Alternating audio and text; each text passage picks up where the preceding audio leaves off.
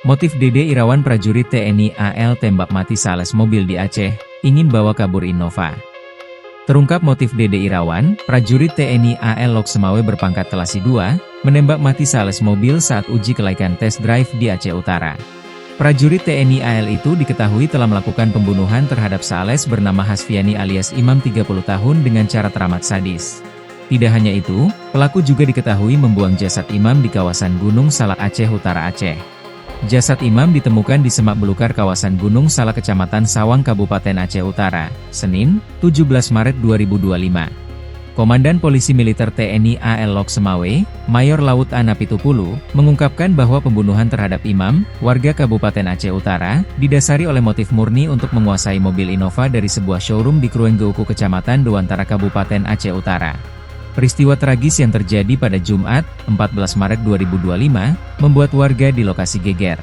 Benar peristiwa itu melibatkan pelaku pembunuhan yang merupakan oknum TNI AL, kelas 2, sekarang pelaku sudah ditahan, ujar Napitupulu di markas TNI AL Kota Lok Semawe, Senin, 17 Maret 2025.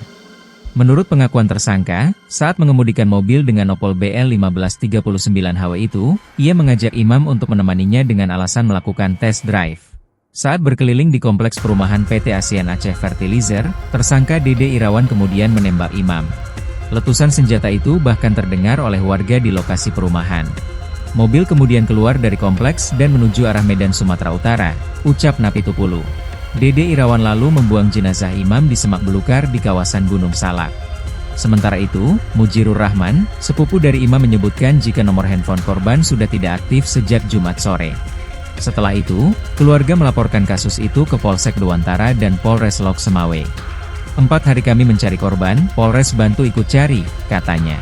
Kemudian pada Senin, 17 Maret 2025, pagi, polisi memberitahu keluarga bahwa Imam telah meninggal dunia. Dijelaskan juga bahwa oknum TNI AL diduga sebagai pelaku utama pembunuhan.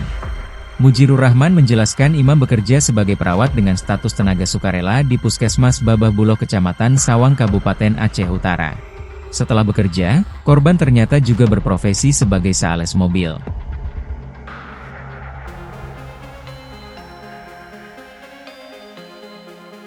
Download Tribun X sekarang, menghadirkan lokal menjadi Indonesia.